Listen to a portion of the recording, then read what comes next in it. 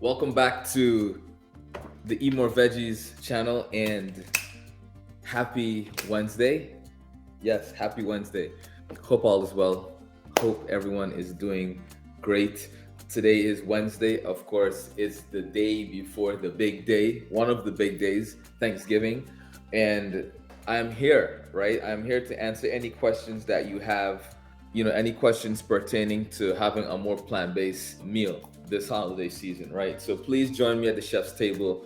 Come up and join me, say hi, and let's chat, ask your questions, and let's have some fun, right? While I kind of walk you through prepping for salads of sorts, other things you can kind of do to just be ready for tomorrow. We're also gonna be on tomorrow while we're prepping. We're going over to grandma's house, so we're doing a few dishes at home, and then we're gonna take them over to her and finalize everything and bring it together real nice. So let's jump into what we're doing today, right? So for me, when I do any kind of salads, like there are a million kinds of salads you can do, but I like to call this like my green salad kind of base, blueprint, if you will. And I have some leaves right here, frisee, green leaf lettuce. I have some cucumbers. I have some beautiful radishes that I got from the farmer's market, a carrot, arugula that I just cut from the pot outside. And then we have a little bit of cabbage left over that we're gonna chop up. When you're prepping salads, you wanna, especially if you're doing it ahead of time, you wanna make sure that the ingredients that you're mixing together, none of them are gonna break down and add tremendous moisture to your mix. That's how you end up with rotten lettuce mix, any kind of mix that you have. There's an ingredient in there that is, high moisture, right? It breaks down very quickly. It gets soft like in 2 days, a day, and that will totally do damage to your mix. So that's why everything that I have today, it's really more on the dry side of vegetables. It's water, obviously, because it's all vegetables, but it doesn't break down very quickly. So first things first, with your lettuce, right?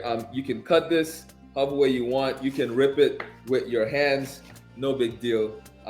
It's not super important how you prep these, right? And what I like to do is after I cut them, I just put them in a bowl of water. So this is gonna soak, and then we're gonna wash it up real good. And I like to go all the way down to the hearts, right? And we call this the heart because if you look in the very center, you'll be able to see, you know, obviously the center of the lettuce, but it's also a little slightly bitter, but it's just great overall. So this frisee I actually got from the farmer's market. That's why it is so long. Normally, when you get frisee in the supermarket, it's like this. All of this green is gone, and it's like just yellowish and white, right? So it's really nice to be able to get it at the farmer's market and actually get the full plant and not just like half of the plant. And then in the supermarkets, they charge you for the whole plant, but you're really getting half or less of the plant. So supermarkets, stop doing that. We want the whole frisee. So now with frisee, I like adding it to my lettuce, to my mix, because this is really nice. It's really nice to look at. It's a nice mouthfeel as well. And also, it provides another level of flavor to your salad, right? So you're not just using iceberg or just romaine or hydro bib, mesclun, mesclun, whatever you want to call it. Try to always have a variety of lettuce in your mix because that gives you texture, it gives you flavor, it gives you visuals. So we put this away, and the next thing we can add to this is our arugula. So with the arugula, I'm just gonna give it, a rough cut, nothing too fancy. All right, mix that in there, and this I will go put to the water. All right, the idea is to let your lettuce soak in ice cold water. You want it to soak for a few things. One, you're getting off the residual dirt, you're getting off insects or whatever might be in there. And in contrary to popular belief, if you do find insects in your lettuce, that's actually a good thing because that means that it's not sprayed heavily with pesticides or anything like that because they won't survive. So if you see a caterpillar, if you see a little bug crawling around, be happy. Escort them outside, and continue with your prep. So that's that. The next thing I want to show you is when you do radishes. Radishes are super important. Let me get my mandolin because this is what makes this whole thing even worth it, right? I could slice the radishes with my knife, but I don't want to because of what I can get done if I use my mandolin, right? And my mandolin means serious business. So I'm just gonna peel these real quick. And these are watermelon radishes.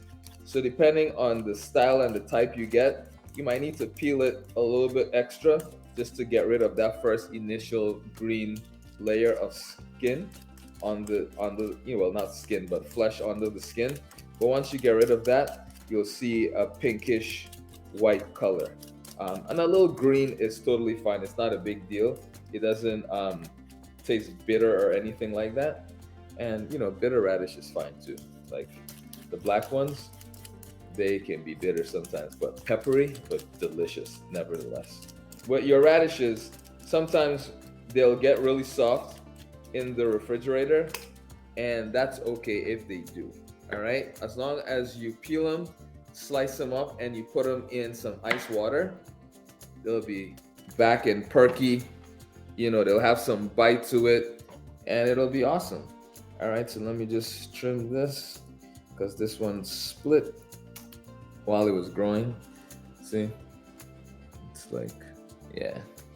So we're just cutting that out, and then we can start using this on the mandolin.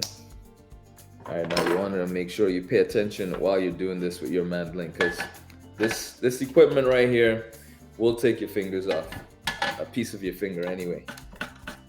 Right, so you adjust the thickness you want your radishes to be, and then you just go for it. Right, so see, beautiful slices. Look how thin that is, right? And you can only get a slice like this from using equipment like this. Like I could possibly get a few with my knife, but they will not all be even, so why even bother? Right, so being able to use your mandolin is super important. And if you don't have one, I suggest you get one for yourself for this Christmas, or you get somebody to buy one for you. But I'm telling you, it's a game changer if you have a mandolin to use.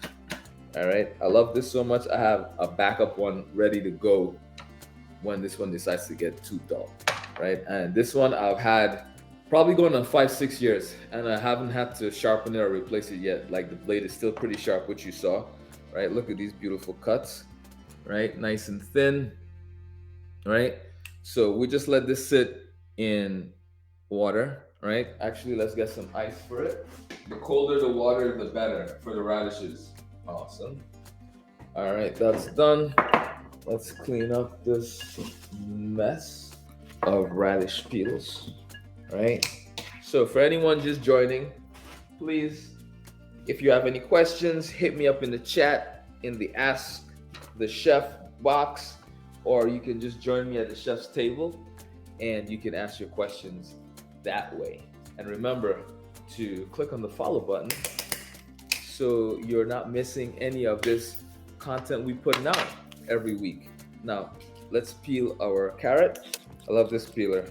It's like this style of peeler just makes peeling very easy.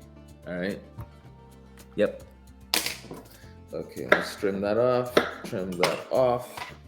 basura. Now, I don't know how many of you have done this, but every once in a while I like to do this with my salads. You can use a mandolin and get nice slices off, right? You can use your knife, you can use a box grater, right, and get some as well, or the same peeler, and you can peel and you can make carrot noodles, right?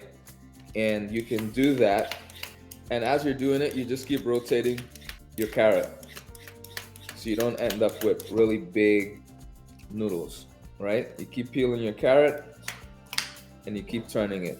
Look at this. How cool is that, right? This is just some of the things you can do. to prep. All right.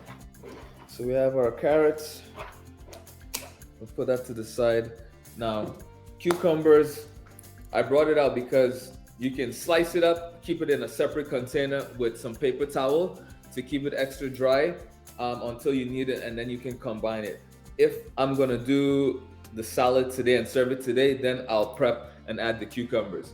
But if it's gonna sit for a couple of days, then I will not add my cucumbers to it because cucumbers is definitely high on the water content. All right, so that's something you wanna pay attention to.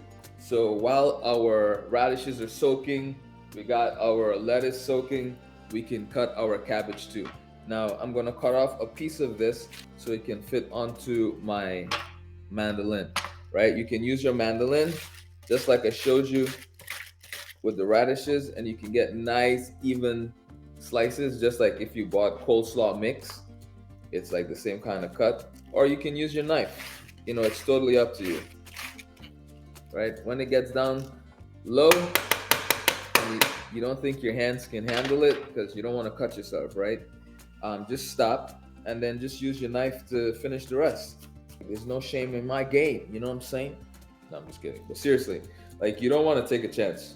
You know, when it gets down that low, unless you've been working with it for a really long time, you know, and even then, sometimes it's like, why risk it? You know, and what I'll do too, just a quick tip, is if I'm using this and I know I'm going to be doing a lot of stuff, especially things that are wet or gets wet as you're cutting it, like onions and things like that, I'll wear some gloves. Like, I'll double up on my gloves. That gives you like 2 layers of protection. And, you know, that is a good rule of thumb to go by in terms of protecting yourself. Because trust me, I've cut my fingers with that, and I've seen people cut their fingers with it. It's not a game. Like, it will slice it off, clean off a chunk of your finger. You won't even know it cut you until you're bleeding. That's how that rolls. So these are all the things. Now I wanted to talk to you while I get the lettuce ready. I wanted to talk to you about things that you can cook, right, and prep ahead of time for your salads, right? So that would be like tofu. You can cook beans, right? Have that ready to go, cool completely. Pretty much whatever you like to put in your salad, you know what I mean? If you can do it ahead of time, you totally should. You know, just remember, depending on what it is, you might need to keep it separate from your lettuce, right? From your mix. Okay, not everything belongs in the mix. When it belongs in the mix is when you're actually going to eat it. So that's when you mix everything together.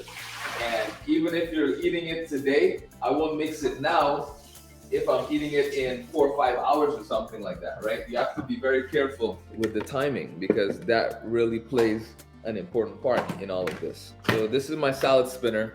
All right, you can get these really cheap if you don't have one. Everywhere sells it, but there are different sizes you can get. But this really helps to get that excess water off of your lettuce. And then from there, you can store it away properly and know that your lettuce is not sitting there in a bunch of water, which is gonna allow it to break down even faster and go bad. That's it, all right? It's spun, it's dry for the most part. So now what I do is I mix everything up. All right, so we get our spun lettuce, put that into here, make sure we get everything out. And then I'll get rid of this extra water, right?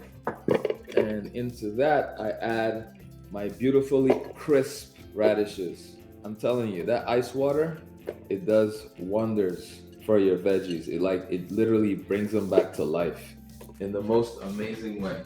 So let's spin this real quick. Awesome. Yep. So radishes go in.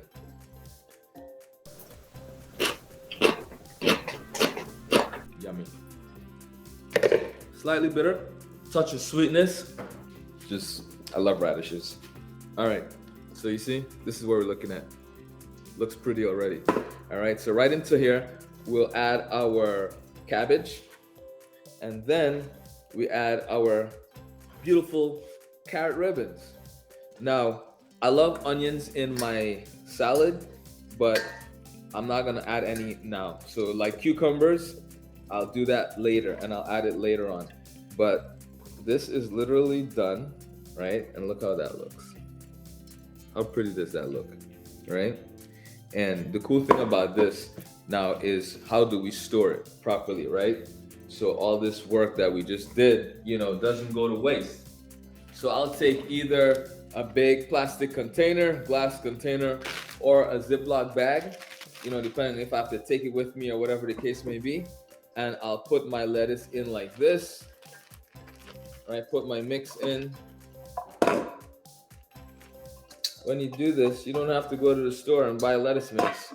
This will last twice as long as the lettuce mix you buy from the supermarket, and it's fresher. And you get to pick what kind of mix you want to make and what you want to put in it. So get rid of as much air as possible, right? And then seal it up completely. Oh, I almost forgot. Before you seal it up, this is the trick. Take a dry paper towel, right? And just add the paper towel to your mix. Put it down the side, just like that. Now, what happens and why I do this is because anything you put into the refrigerator creates condensation, right? Creates excess moisture. So this paper towel acts as a shield, and it pretty much absorbs all of the moisture, the extra moisture that happens to get created in the bag, and it keeps it off of the mix.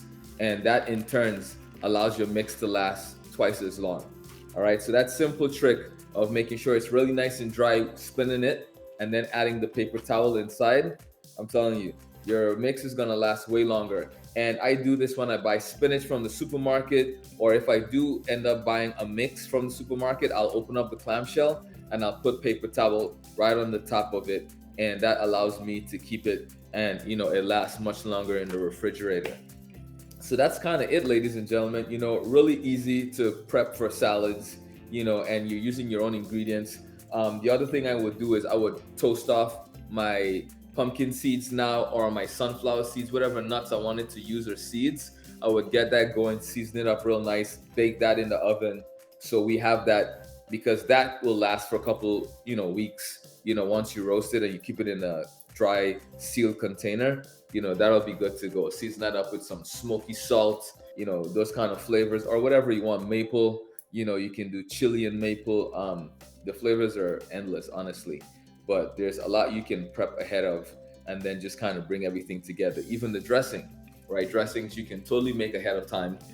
Put it in one of your mason jars, so when you make it, you just got to shake it up and it's ready to go. Travels well. Yeah, ladies and gentlemen, that's kind of it. I'll see you tomorrow, right? Tomorrow we're gonna be on here doing a whole bunch of fun stuff, with the whole family. So that'll be fun.